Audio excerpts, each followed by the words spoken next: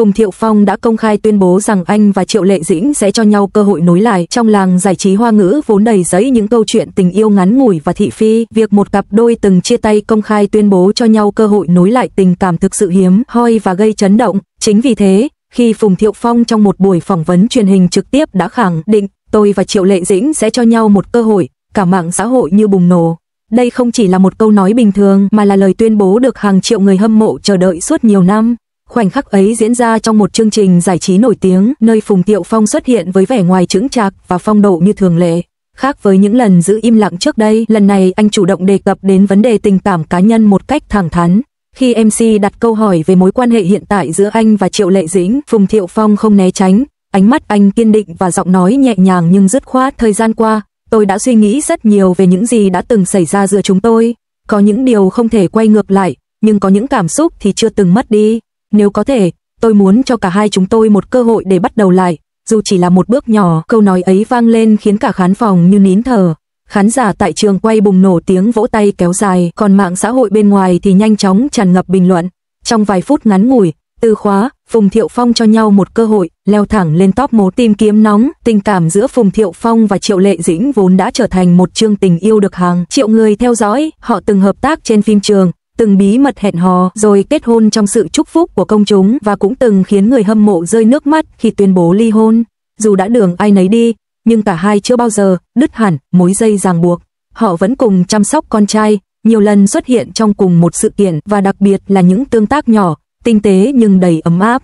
Chính vì vậy, lời tuyên bố công khai lần này không chỉ khiến công chúng bất ngờ mà còn tạo nên một làn sóng hy vọng khổng lồ. Rất nhiều fan để lại bình luận cảm động. Nếu đã từng yêu thật lòng, việc cho nhau cơ hội là điều đáng trân trọng, chỉ mong họ có thể hạnh phúc lần nữa, vì cả hai xứng đáng với điều đó. Tình yêu thật sự có thể đi một vòng lớn rồi trở lại. Một số nhà báo có mặt tại buổi ghi hình tiết lộ rằng, khi nói ra câu ấy, trong ánh mắt Phùng Thiệu Phong có một sự kiên định đặc biệt, không phải sự ngẫu hứng mà là quyết tâm sau một quá trình suy nghĩ dài. Điều này càng khiến người ta tin rằng đây không phải là chiêu trò truyền thông mà là cảm xúc chân thật từ trái tim anh. Sau buổi phát sóng, phóng viên lập tức liên hệ với phía Triệu Lệ Dĩnh.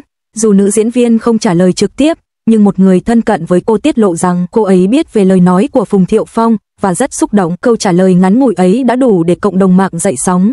Một chi tiết đáng chú ý khác là vào buổi tối cùng ngày, Triệu Lệ Dĩnh đăng tải một bức ảnh hoàng hôn kèm dòng chú thích ngắn: đôi khi mọi thứ không kết thúc mà chỉ đang chờ một khởi đầu khác. Không cần nêu tên ai, chỉ một câu nói đầy ẩn ý cũng khiến hàng loạt người hâm mộ tin rằng cô đang ngầm phản hồi lời tuyên bố của Phùng Thiệu Phong. Bên cạnh đó, giới truyền thông cũng nhanh chóng khui lại những dấu hiệu bất thường. Trong thời gian gần đây, hai người từng cùng xuất hiện trong một buổi tiệc sinh nhật bạn chung.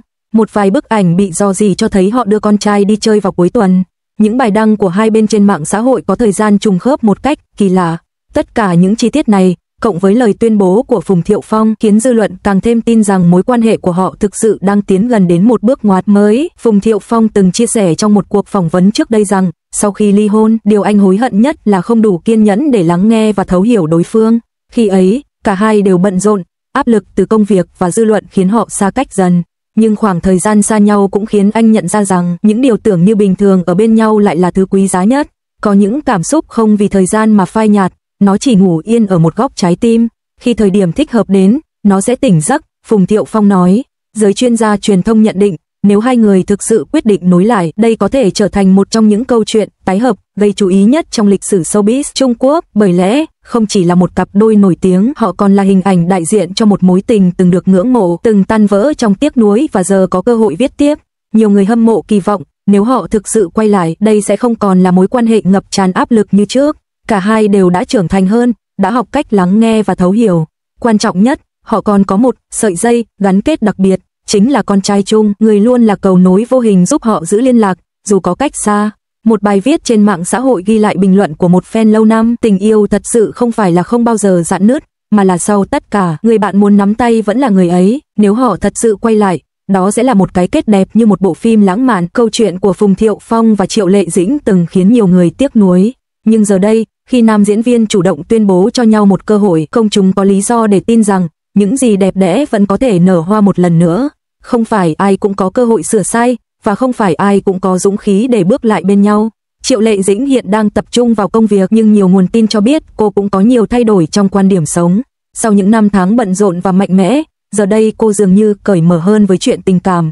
Nhiều fan tin rằng, nếu Phùng Thiệu Phong thực sự chân thành, họ có thể cùng nhau viết tiếp một chương tình yêu trưởng thành, sâu sắc và bình yên hơn trước. Tình yêu không phải lúc nào cũng hoàn hảo, nhưng điều khiến nó trở nên đặc biệt chính là khi hai người sau bao sóng gió vẫn có thể tìm lại nhau, không phải như những người trẻ bốc đồng, mà như hai trái tim đã trải qua đủ tổn thương để biết cách yêu đúng cách. Và có lẽ, nếu như ngày nào đó Phùng Thiệu Phong và Triệu Lệ Dĩnh thực sự sánh đôi trở lại, đó sẽ không chỉ là câu chuyện của riêng họ, mà là niềm tin đẹp cho hàng triệu người rằng tình yêu thật sự có thể đi một vòng lớn, rồi trở về đúng nơi nó bắt đầu. Trong giới giải trí Hoa ngữ, câu chuyện về tình cảm của hai ngôi sao đình đám Phùng Thiệu Phong và Triệu Lệ Dĩnh luôn là tâm điểm của công chúng. Sau quãng thời gian dài im lặng và nhiều năm kể từ khi tuyên bố ly hôn, thông tin Phùng Thiệu Phong công khai tuyên bố rằng anh và Triệu Lệ Dĩnh sẽ cho nhau cơ hội nối lại đã gây nên một cơn địa chấn trong làng giải trí. Không chỉ người hâm mộ trong nước mà cả cộng đồng fan quốc tế cũng lập tức xôn xao, bàn tán không ngớt về bước ngoặt này trong mối quan hệ tưởng như đã khép lại. Theo tiết lộ từ một nguồn tin thân cận, Phùng Thiệu Phong đã chia sẻ trong một buổi phỏng vấn riêng rằng: "Tôi chưa bao giờ ngừng yêu cô ấy, chúng tôi đã trải qua rất nhiều chuyện, có những điều chỉ người trong cuộc mới hiểu được.